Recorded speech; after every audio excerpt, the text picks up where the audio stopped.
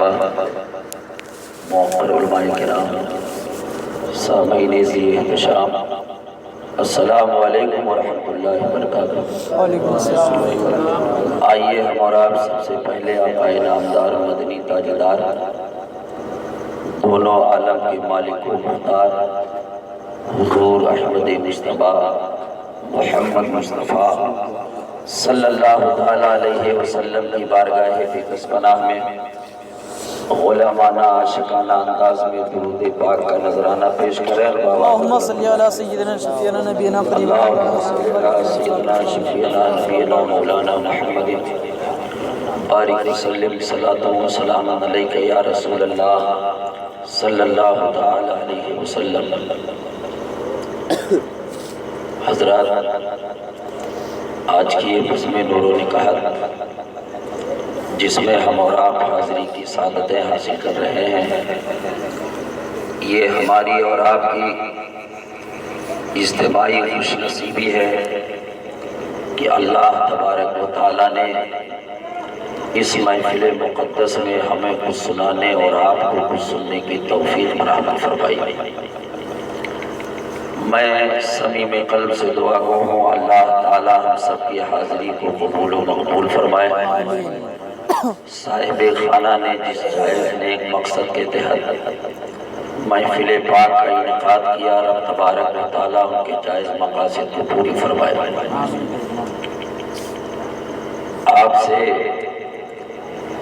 جب بھی کسی مجلس میں یا کہیں بھی درود پاک کا ورد کرنے کے لیے کہا جائے تو نہایت دل لگا کر نبی اکرم صلی اللہ تعالیٰ علیہ وسلم پر درود پاک پڑھا کریں، اس لیے کہ درود پاک ایک ایسا وظیفہ ہے جس کے صدقے میں ہماری دعائیں قبول اور مقبول ہو جایا کرتی ہیں۔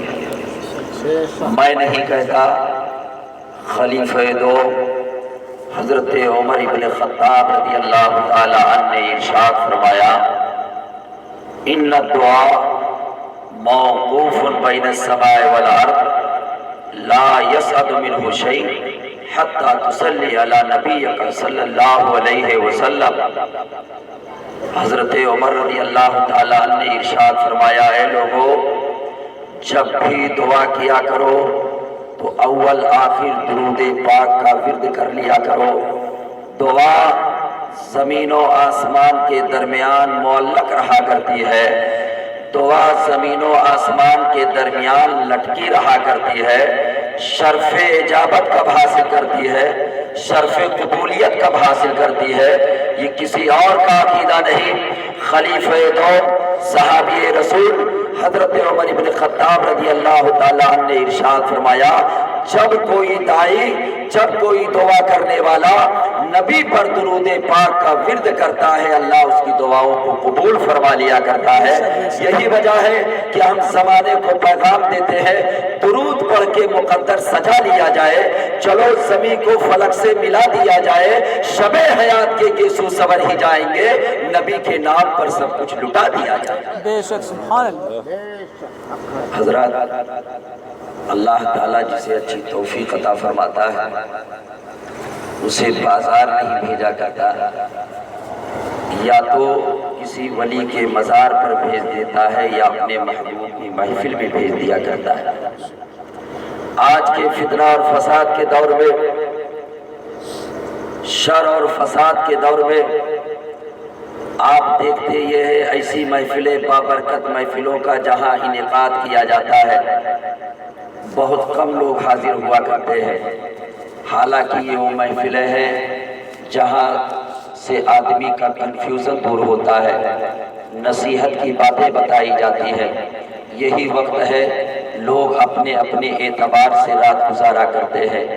آج آپ اپنی خوش نصیبی پر فخر کیجئے کہ اس وقت بہت سارے لوگ فلم بینی کر رہے ہوں گے، بہت سارے لوگ برائیوں میں مبتلا ہوں گے، کوئی شراب خانے پر ہوگا، کوئی جوا خانے پر ہوگا، لیکن الحمدللہ رب تبارک و تعالیٰ نے ہمیں یہ توفیق عطا فرمائی کہ ہم نبی اور ذکر نبی اور ذکر الہی اور ذکر رسول کی محفل میں بیٹھے ہوئے ہیں۔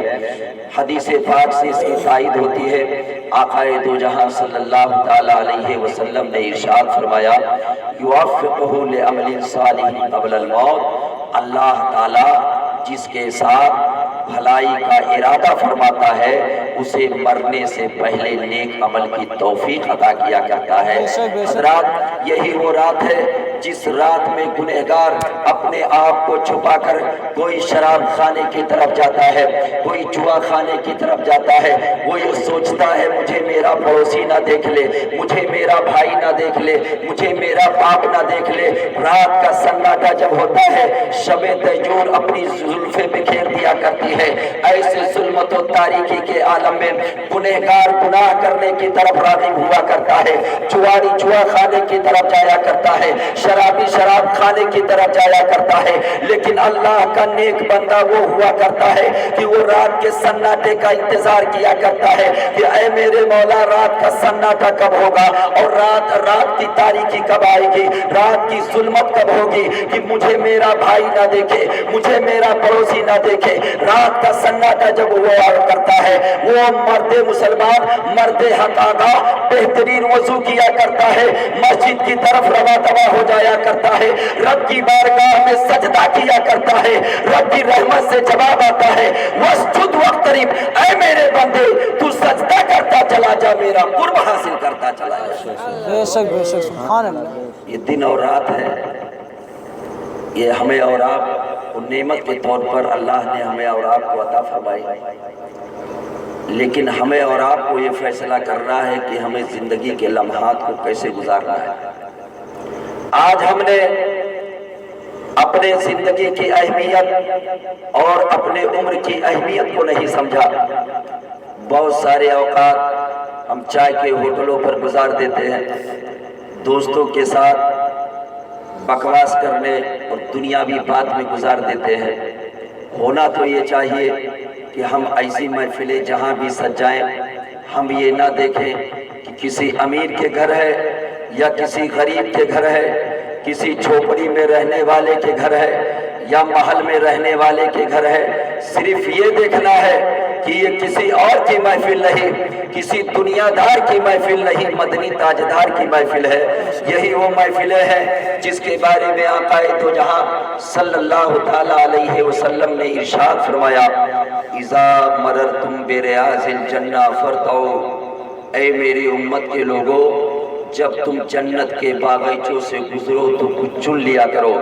صحابہ کرام نے عرض کیا ہے میرے آقا مرنے کے بعد جنت عطا کی جائے گی، مرنے کے بعد شہد کی نہریں ملیں گی، مرنے کے بعد حور و غلماں ملیں گے، مرنے کے بعد دودھ کی نہر ملے گی۔ جنت اتنی دلکش ہے، جنت اتنی دل فریب ہے جس کے بارے میں رب نے ارشاد فرمایا وَلَكُمْ فِيهَا مَا تَشْتَهِي أَنفُسُكُمْ وَلَكُمْ فِيهَا مَا تَدَّعُونَ، جو چاہو سب جنت میں موجود ہے۔ حدیث پاک میں آقا نے ارشاد فرمایا لا عین رات ولا اذن سمعت ولا خطر علی قلب بشر، اتنی خوبصورت ہے جنت کہ جنت جیسی خوبصورت چیز نہ تمہاری آنکھوں نے کبھی دیکھا ہوگا، نہ تمہارے کانوں نے کبھی سنا ہوگا، نہ کسی دل پر اس کا وسوسہ گزرا ہوگا۔ آج ہم دنیا میں رہ کر دنیا داری میں مشغول ہو کر دنیا تو ہمیں یاد ہے لیکن آخرت یاد نہیں ہے۔ حالانکہ آخرت وہ جگہ ہے جس کے بارے میں رب تعالیٰ نے ارشاد فرمایا خالدین فیہا ابدا، جنتی جنت میں جانے کے بعد وہاں پر وہ ہمیشہ رہے گا۔ آقا دو جہاں صلی اللہ تعالیٰ علیہ وسلم نے ارشاد فرمایا اذا مررتم بریاض الجنہ فرتعوا، جب جنت کے باغیچوں سے گزرو تو کچھ چن لیا کرو۔ صحابہ کرام نے عرض کیا ہے میرے آقا مرنے کے بعد جنت ملے گی، دنیا میں جنت کے باغیچے کہاں ملیں گے، دنیا میں جنت کی کیاریاں کہاں ملیں گے، دنیا میں جنت کی دلکشی اور دل فریبی اور دنیا میں جنت کی خوبصورتی کہاں ملے گی۔ آقا دو جہاں صلی اللہ تعالیٰ علیہ وسلم نے ارشاد فرمایا اے میرے صحابہ مومن کے لیے دنیا میں بھی جنت کی کیاریاں ہیں، مومن کے لیے دنیا میں بھی جنت کے باغیچے ہیں، مومن کے لیے دنیا میں بھی جنت کے باغات ہیں۔ آقا ارشاد فرماتے ہیں حلق ذکر، وہ ذکر الہی اور ذکر رسول کی محفلیں ہیں، وہی جنت کی کیاریاں ہیں، وہی جنت کے باغیچے ہیں۔ اور ایسا کیوں نہ ہو، کیونکہ ذکر مصطفیٰ کی عظمت یہ ہے کہ ذکر مصطفیٰ جیسے یمنی کیا کرتے ہیں، ایسے مدنی کیا کرتے ہیں، ایسے عربی کیا کرتے ہیں، ایسے اجمی کیا کرتے ہیں، ایسے ہندی کیا کرتے ہیں، ایسے ترکی کیا کرتے ہیں۔ اور اگر اعلیٰ حضرت سرکار کی زبان میں میں کہوں تو اعلیٰ حضرت سرکار ارشاد فرماتے ہیں ذکر مصطفیٰ کی عظمت کا علم یہ ہے کہ نبی کا ذکر مکہ میں بھی ہو رہا ہے، نبی کا ذکر لا مکہ میں بھی ہو رہا ہے، نبی کا ذکر فرشی بھی کر رہے ہیں، نبی کا ذکر عرشی بھی کر رہے ہیں۔ اعلیٰ حضرت سرکار ارشاد فرماتے ہیں عرش کی عقل تنگ ہے، چرخ میں آسمان ہے، جانے مراد اب کدھر ہائے تیرا مکان ہے، عرش پہ تازہ چھیڑ چھاڑ، فرش پہ طرفہ دھوم دھام، کان جدھر لگائیے تیری ہی داستان ہے۔ بے شک سبحان اللہ سبحان اللہ۔ اللہ تبارک و تعالیٰ نے عمر کی دولت ہمیں اور آپ کو عطا فرمائی۔ آقا دو جہاں صلی اللہ تعالیٰ علیہ وسلم سے پوچھا گیا ای الناس خیر، کون لوگ اچھے ہیں؟ تو آقا دو جہاں نے ارشاد فرمایا من طال عمرہ وحسن عملہ، اچھا آدمی وہ ہے جس کو اللہ تعالیٰ نے عمر طویل عطا فرمائی اور عمر طویل کی نعمت کو اس نے قیمتی سرمایہ سمجھا اور اس کو اللہ و رسول کی رضا کے لیے گزارا، اس نے عمل کیا۔ پھر صحابہ نے عرض کیا ہے میرے آقا ای الناس شر، کون لوگ شر ہے، خراب ہے؟ تو آقا دو جہاں نے ارشاد فرمایا من طال عمرہ وساء عملہ، وہ آدمی شر کی طرف رغبت کرنے والا ہے جس کو اللہ تعالیٰ نے عمر طویل عطا فرمایا، 60 برس کی زندگی عطا کی، 80 برس کی زندگی عطا کی، 100 سال کی زندگی عطا کی، مگر اس نے زندگی کی کوئی قدر و قیمت نہیں کی۔ اس کے حالات یہ رہے کہ صبح کو اس نے غنیمت سمجھا کہ وہ دولت کمانے میں لگا رہا، شام آ کر آرام سے سوتا رہا، ایسے رہا جیسے اعلیٰ حضرت سرکار فرماتے ہیں دن لہو میں کھونا تجھے، شب صبح تک سونا تجھے، دن لہو میں کھونا تجھے، شب صبح تک سونا تجھے، شرم نبی خوف خدا یہ بھی نہیں وہ بھی نہیں۔ مومن دنیا میں اس لیے نہیں آیا تھا کہ وہ اپنی زندگی کی قدر و قیمت کو نہ سمجھے، ذکر الہی اور ذکر رسول کی قدر و منزلت کو نہ سمجھے۔ مومن وہ ہوا کرتا ہے جو اپنے صبح کا بھی محاسبہ کیا کرتا ہے، اپنی شام کا بھی محاسبہ کیا کرتا ہے۔ ہما شما کی کیا بات ہے، خلیفہ اول حضرت ابو بکر صدیق رضی اللہ تعالیٰ عنہ کے دل کے اندر اللہ تعالیٰ کا اتنا زیادہ خوف تھا، خشیت ربانی اتنا زیادہ تھی، اللہ کا خوف اتنا زیادہ تھا کہ جب شام ہوا کرتی تھی تو خلیفہ اول حضرت ابو بکر صدیق رضی اللہ تعالیٰ عنہ جن کو آقا نے دنیا میں جنت کی بشارت دی تھی، آقا نے ارشاد فرمایا تھا ابو بکر فی الجنہ، ابو بکر جنتی ہے، اس کے باوجود خوف الہی کا عالم یہ تھا کہ آپ اپنی زبان کا محاسبہ کیا کرتے تھے۔ خلیفہ دوم حضرت عمر بن خطاب رضی اللہ تعالیٰ جب شام ہوا کرتی تھی تو اس کوڑے کو اٹھاتے تھے، درہ فاروقی کو اٹھاتے تھے، اپنے پیر پر مارتے تھے اور پیر کا محاسبہ کیا کرتے تھے کہ اے پیر کہیں ایسا تو نہیں کہ تو نے غلط چیز کی طرف اپنے آپ کو تو لے گیا ہو۔ یہ صحابہ کی وہ مقدس جماعت ہے جن کو آقا نے دنیا میں جنت کی بشارت دی ہے۔ ابو بکر فی الجنہ کہا ہے، عمر فی الجنہ کہا ہے، اس کے باوجود خوف الہی کا عالم یہ ہے کہ خشیت ربانی سے رات رات پر گزر جایا کرتی ہے۔ یبیتون لربہم سجدا و قیاما، اپنے رب کے لیے سجدہ کرتے ہیں اور قیام کیا کرتے ہیں۔ آج ہم چند لمحوں کے لیے، چند گھنٹوں کے لیے ذکر الہی اور ذکر رسول کی محفل میں نہیں آ سکتے ہیں، وجہ یہ ہے کہ ہمارے دل سے خوف الہی نکل گیا ہے، خشیت ربانی کا فقدان ہے۔ یہی وجہ ہے کہ ہم اپنے آپ کو چند نمازیں پڑھنے کے بعد یہ سوچتے ہیں ہم بہت پکے اور سچے نمازی ہو گئے ہیں۔ نہیں نہیں، اگر ہمیں کامیابی چاہیے، کامرانی چاہیے تو نبی کے اسوے کو اپنانا ہوگا، نبی کی زندگی کو اپنی زندگی کو نبی کی زندگی کے سانچے میں ڈھالنا ہوگا، صحابہ کی زندگی کا مطالعہ کرنا ہوگا۔ آقا ارشاد فرماتے ہیں اذا شارت جسد العبد من خشیت اللہ تحافت عنہ ذنوبہ کما یتحافت عن الشجرۃ ورقها۔ جب کوئی بندہ خوف الہی سے لرزہ برانتاب ہو جایا کرتا ہے تو اس کے گناہ ایسے جھڑ جایا کرتے ہیں جیسے درخت سے پتے جھڑ جایا کرتے ہیں۔ بے شک سبحان اللہ سبحان اللہ۔ کوئی خوف الہی اپنے دل میں بسا کر تو دیکھے۔ آج نمازی نماز پڑھ کر جنت تلاش کرتا ہے، غازی میدان جہاد میں جنت تلاش کرتا ہے، قاری قرآن کی تلاوت کر کے جنت تلاش کرتا ہے، حاجی طواف کعبہ کرنے کے بعد جنت تلاش کرتا ہے۔ میں نے قرآن سے پوچھا جنت کیسے لوگوں کو ملے گی، جنت کن لوگوں کو ملے گی؟ تو قرآن کا اعلان ہوتا ہے وَأَمَّا مَنْ خَافَ مَقَامَ رَبِّهِ وَنَهَى النَّفْسَ عَنِ الْهَوَىٰ فَإِنَّ الْجَنَّةَ هِيَ الْمَأْوَىٰ۔ جو خواہش نفسانی کو بالائے طاق رکھ دے گا اور اللہ کا خوف اپنے دل میں بسا لے گا، ایسے ہی لوگ جنتی ہوں گے۔ کوئی اگر یہ سوچتا ہے کہ دولت کی بنیاد پر جنت ہم حاصل کر لیں گے، ثروت کی بنیاد پر جنت حاصل کر لیں گے، اقتدار کی کرسی کی بنیاد پر ہم جنت حاصل کر لیں گے، ایسا نہیں ہو سکتا ہے۔ اگرچہ خوف الہی رکھنے والا وہ جھوپڑی میں رہنے والا ہوگا، ٹوٹی چٹائی پر لیٹنے والا ہوگا، محل اس کے پاس نہیں ہوگا۔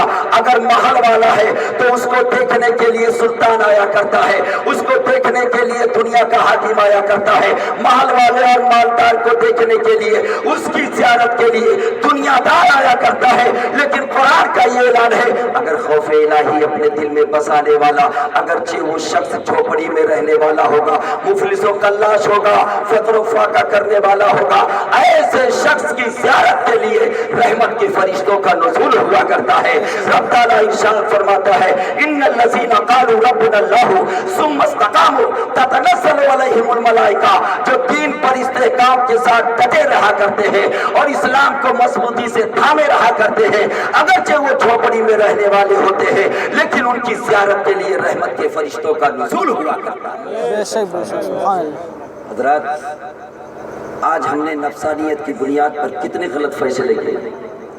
اگر کسی نے ہم کو سلام نہ کیا تو ہم یہ سوچتے ہیں کہ اب اس کو تہہ دیکھ کر دینا چاہیے، یہ نفس ہے۔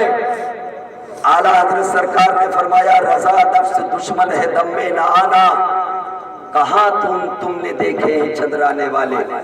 صحابہ کی کیا ذات تھی، انہوں نے نفسانیت کو بالائے طاق رکھ دیا تھا، جو کچھ کیا کرتے تھے رضائے الہی کے لیے کیا کرتے تھے، اور جو شخص نیک عمل کیا کرتا ہے اللہ و رسول کی رضا کے لیے کیا کرتا ہے، یقیناً اس پر ثواب مرتب ہوا کرتا ہے، وہ عند اللہ ماجور ہوا کرتا ہے، اللہ کا مقرب بندہ بن جایا کرتا ہے۔ آج کے دور پرفتن میں ہم کہاں سے ایسی مثال پیش کر سکتے ہیں کہ جو رضائے الہی کے لیے وہ کام کیا ہو۔ آؤ خلیفہ چہاروں حضرت علی رضی اللہ تعالیٰ عنہ، حضرت علی بن ابی طالب رضی اللہ تعالیٰ عنہ کے حالات سے ہمیں پتہ چلتا ہے کہ ہمیں جو بھی کام کرنا چاہیے کسی دنیا دار کو خوش کرنے کے لیے نہیں بلکہ اللہ و رسول کی رضا کے لیے کرنا چاہیے، اس لیے کہ دنیا والوں کی نظر ہمارے ظاہر پر ہوا کرتی ہے۔ آقا فرماتے ہیں ان اللہ تعالی لا ينظر الى صورکم واموالکم ولکن ينظر الى قلوبکم واعمالکم۔ اللہ تعالیٰ تمہاری صورت نہیں دیکھتا ہے، تمہارا مال نہیں دیکھتا ہے، بلکہ رب کی نظر تمہارے دل پر ہوا کرتی ہے۔ وضو بنا کے کس لیے مسجد میں جا رہے ہو؟ اگر یہ سوچ کر جا رہے ہو کہ لوگ ہمیں نمازی کہیں، روپیہ اگر یہ سوچ کر لٹا رہے ہو کہ لوگ بہت بڑا ہمیں سخی کہے، وہ بدلہ دنیا میں آپ کو مل جائے گا، آخرت میں کوئی حصہ نہیں ہوگا۔ لیکن اگر 1 روپیہ بھی 1 پیسہ بھی آپ نے رضا الہی کے لیے خرچ کیا ہے اور آپ نے یہ نہیں سوچا ہے کہ دنیا والے اسے دیکھیں یا نہ دیکھیں، اگر آپ نے یہ سوچا ہے کہ کوئی راضی ہو یا نہ راضی ہو، میرا بیٹا خوش ہو یا نہ خوش ہو، میرا باپ خوش ہو یا نہ خوش ہو، اگر میرا رب راضی ہو گیا تو سب ہمیں مل جائے گا، یہ سوچ کر آپ نے خرچ کیا ہے تو یقیناً اس کا آپ کو بھرپور ثواب ملے گا۔ اے سنی مسلمانوں، جب بھی کوئی عمل کیا کرو تو دکھانے کے لیے نہیں، ریاکاری کے لیے نہیں، لوگوں کی خوشنودی حاصل کرنے کے لیے نہیں، بلکہ اللہ و رسول کی رضا حاصل کرنے کے لیے۔ تاریخ حضرت علی بن ابی طالب رضی اللہ تعالیٰ عنہ اٹھا کر دیکھیے، کس قدر خوف الہی رکھنے والے تھے اور نفس کو بالائے طاق رکھنے والے تھے۔ نفسانیت کو جو چھوڑ دیتا ہے وہی جنتی ہوا کرتا ہے۔ اے مسلمانوں، یہ کون علی ہے؟ یہ وہ علی ہے جن کے بارے میں آقا نے ارشاد فرمایا، انا مدینۃ العلم و علی بابھا، میں علم کا شہر ہوں اور علی اس کا دروازہ ہے۔ یہ وہ پیارے علی ہے جن کے بارے میں آقا نے ارشاد فرمایا، انا دار الحکمت و علی بابھا، میں حکمت کا گھر ہوں اور علی اس کا دروازہ ہے۔ ہاں ہاں مسلمانوں، یہ وہ پیارے علی ہیں جن کے بارے میں آقا نے ارشاد فرمایا، حب علی تاکل الذنوب کما یاکل النار الحطب، علی کی محبت گناہوں کو ایسے جلا دیا کرتی ہے جیسے آگ لکڑی کو جلا دیا کرتی ہے۔ یہ وہ علی ہیں جن کے بارے میں آقا نے ارشاد فرمایا، علی مع القرآن والقرآن مع علی، علی قرآن کے ساتھ ہے اور قرآن علی کے ساتھ ہے۔ یہ وہ پیارے علی ہیں جن کے بارے میں آقا نے ارشاد فرمایا، من کنت مولا فعلی المولا، جس کا میں آقا ہوں علی بھی اس کے آقا ہے۔ یہی وجہ ہے ہم اہل سنت والجماعت کے لوگ مشکل وقت میں یوں دعائیں کیا کرتے ہیں اور یوں کہا کرتے ہیں، علی کا نام بلاؤں کو ٹال دیتا ہے، سمندروں سے سفینہ نکال دیتا ہے، کہیں دیوار ہلتی ہے کہیں در کانپ جاتا ہے، علی کا نام سن کر اب بھی خیبر کانپ جاتا ہے۔ سرور انبیاء سے کہہ دوں گا، جا کے میں مصطفیٰ سے کہہ دوں گا، مشکلوں ہٹ جا میرے آگے سے ورنہ مشکل کشا سے کہہ دوں گا۔ حضرت علی رضی اللہ تعالیٰ عنہ ایک جنگ میں آپ کا مقابلہ ایک شہزور سے ہوتا ہے، جس کی شہزوری کے سامنے دلاوران شام و عراق گھبرا جایا کرتے تھے۔ گھنٹوں کے مقابلے کے بعد حضرت علی رضی اللہ تعالیٰ عنہ نے اس کو زمین دوز کیا تھا۔ واقعہ بیان کرنا مقصد رہی ہے، عرض یہ کرنا چاہتا ہوں کہ اللہ والے جو بھی کام کیا کرتے تھے وہ لوگوں کو خوش کرنے کے لیے نہیں بلکہ رضائے الہی کے لیے کیا کرتے تھے۔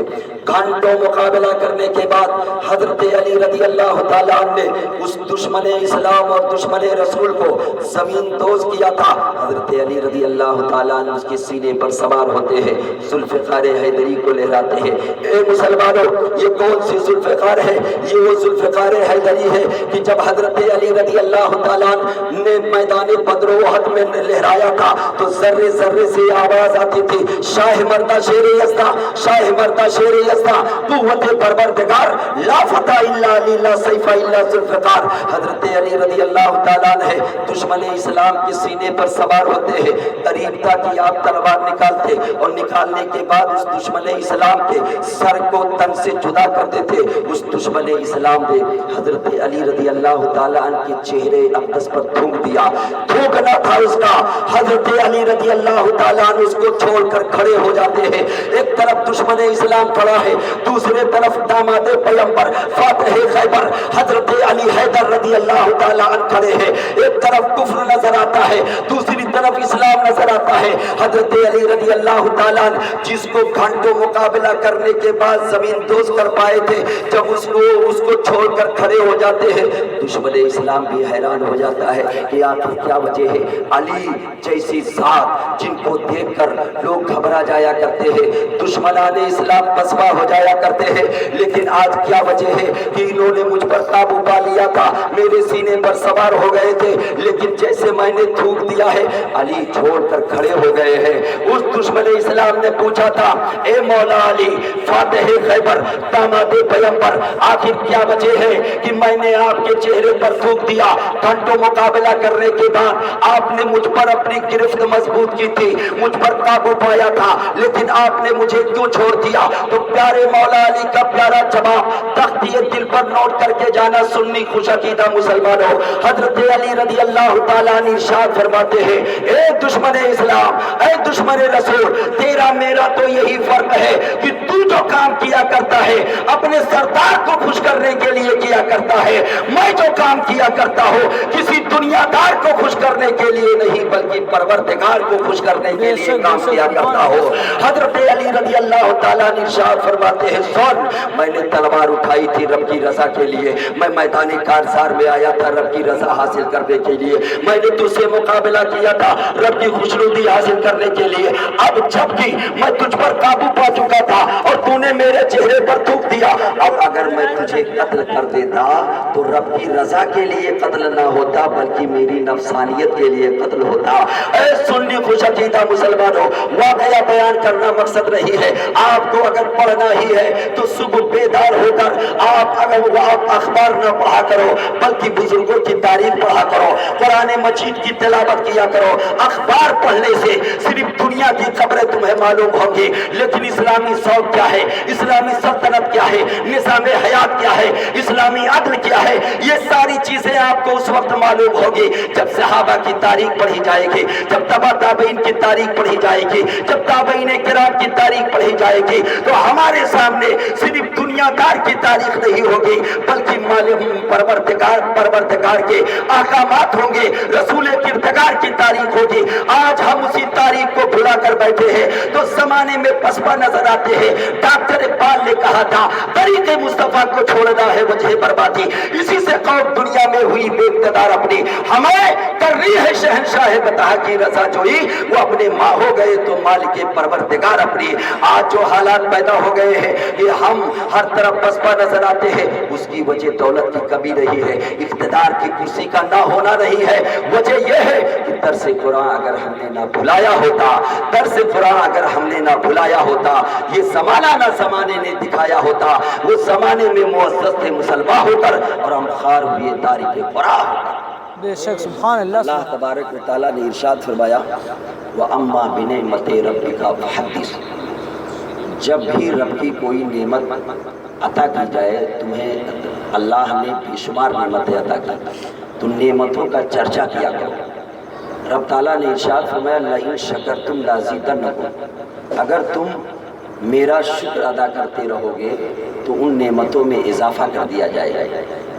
حضرات، کبھی بھی بندے مومن کا طریقہ یہ ہونا چاہیے، مصیبت میں ہو، غریبی میں ہو یا مالداری میں ہو، ہمیشہ اللہ کا شکر ادا کرنا چاہیے۔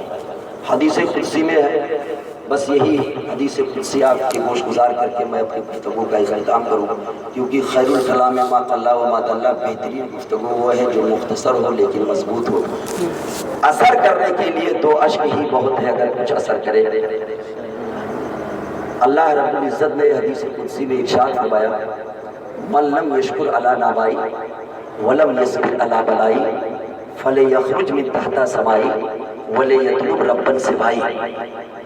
اللہ فرماتا ہے میرا وہ بندہ جو میری نعمتوں کو پا کر میرا شکر نہ ادا کرے، ولم یصبر علی بلائی، اور جب اس پر مصیبتیں آ جائیں تو وہ صبر نہ کر سکے تو وہ میرا بندہ نہیں ہے۔ اللہ فرماتا ہے وہ اپنے نفس کا بندہ ہے۔ سخت وعید رب تعالیٰ نے بیان فرمائی فَلْيَخْرُجْ مِن تَحْتَ سَمَائِ، وہ میرا بندہ نہیں ہے بلکہ نفس کا بندہ ہے، وہ میرے آسمان کے نیچے سے نکل جائے وَلِيَطْلُبْ رَبًّا سِوَائِي، اور میرے علاوہ کسی اور کو رب بنا لے۔ سخت وعید رب تبارک و تعالیٰ نے بیان فرمائی جس سے ہمیں اور آپ کو ذہن و فکر دیا گیا۔ اگر ہم غریبی میں بھی رہیں تو اللہ کا شکر ادا کریں، اگر مالداری میں رہیں تو اللہ کا شکر ادا کریں، اگر ہمیں نعمت اولاد سے نوازا جائے یا نعمت دولت ہمیں مل جائے تو ہمیں مغرور نہیں ہونا چاہیے بلکہ ہمیں اخلاص اور مخلص ہونا چاہیے۔ اخلاص کی وہ عظیم دولت ہے کہ جب بندے کو حاصل ہو جایا کرتی ہے تو وہ دنیا اور آخرت میں کامیاب ہو جایا کرتا ہے۔ جتنی باتیں بیان ہوئی رب تبارک و تعالیٰ سب سے پہلے اس پر ہمیں آپ سب کو عمل کرنے کی توفیق عطا فرمائے، اس محفل مقدس کو اپنی بارگاہ میں قبول و مقبول فرمائے، بدرد وقت کو پروانہ اور خدا کے لیے، چراغ بن کے جلو بزم مصطفیٰ کے لیے، عجب نہیں کہ دریچے کرم کے کھل جائیں، اٹھاؤ ہاتھ بھی وقت دعا کے لیے۔ استغفر اللہ رب من کل ذنب واتوب الیہ۔ السلام علیکم ورحمۃ اللہ وبرکاتہ۔